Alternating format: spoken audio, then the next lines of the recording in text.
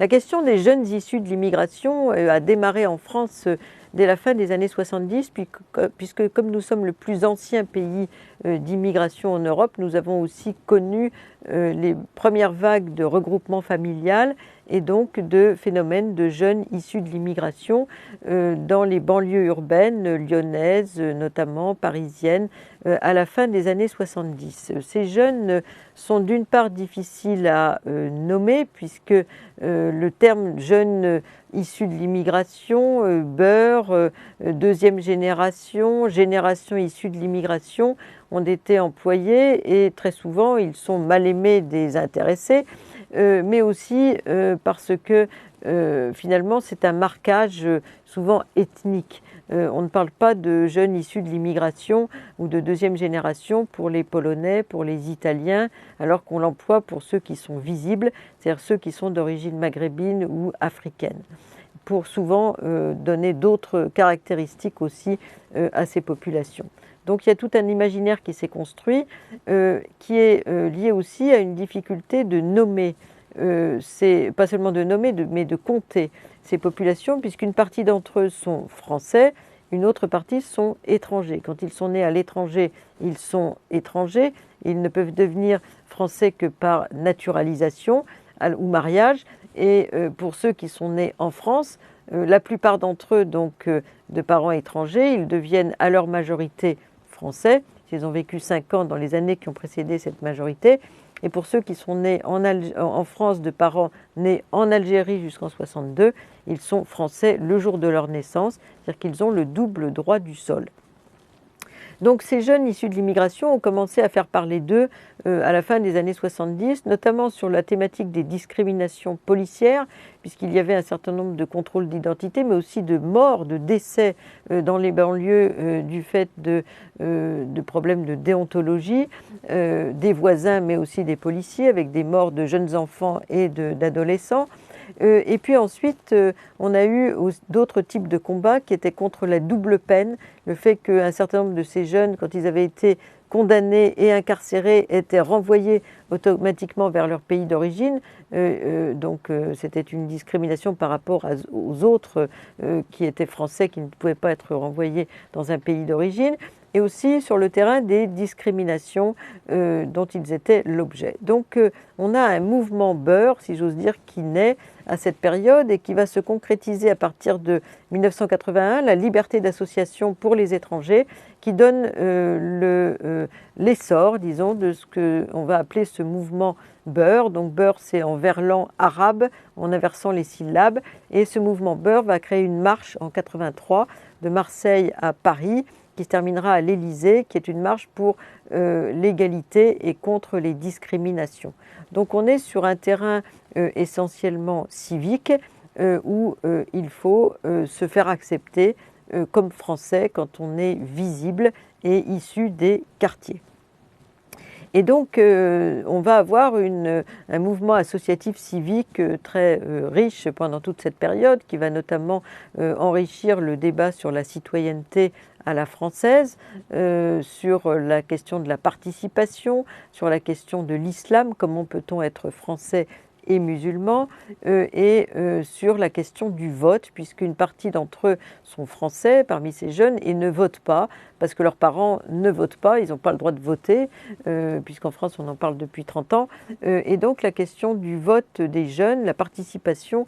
pour avoir plus de représentants qui leur ressemblent est posée.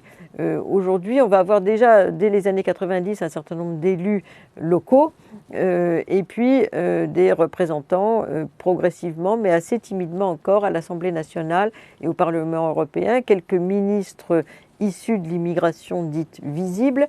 pour montrer la diversité de la France et les parcours méritocratiques des intéressés. Et donc, on va progresser sur ces terrains civiques, mais en même temps, on va avoir aussi un développement à partir du milieu des années 90 des associations musulmanes. Des associations musulmanes qui, comme les associations civiques, sont souvent encouragées par les municipalités pour acheter la paix sociale, et donc qui se verront souvent donner des terrains ou louer des terrains avec des baux amphithéotiques pour construire des mosquées, avec l'idée qu'il vaut mieux pouvoir contrôler ces mosquées qu'avoir des mosquées dans les caves et dans les garages. La question du loyalisme est au centre de cette réflexion sur ces jeunes issus de l'immigration, puisqu'il y a la tentation de l'islam importé de l'étranger, et puis la question de finalement, est-ce que ce sont des citoyens comme les autres? La plupart des études ont montré qu'il s'agit de Français comme les autres et qui ont les mêmes préoccupations que les jeunes de leur même classe d'âge et de leur même origine sociale. Ce qui montre d'ailleurs le relatif peu d'intérêt des statistiques ethniques sous ce regard. Mais en même temps, ils sont davantage victimes de discrimination, y compris parmi ceux qui ont fait des études. Le plafond de verre peut se poser pour les contrôles d'identité et pour toute une série de discriminations dans la vie quotidienne. Donc on est dans ce terrain tellement sensible que des entreprises ont proposé pour ces jeunes issus de l'immigration français des CV, des curriculum vitae anonymes ou la possibilité de se domicilier, parce que le quartier est souvent aussi discriminé, à des sièges de mairie pour faire des propositions d'embauche. Donc cette question continue à être extrêmement sensible, y compris au sein même des institutions d'autorité. Certains de ces jeunes ayant échoué à se faire embaucher ont proposé leurs services,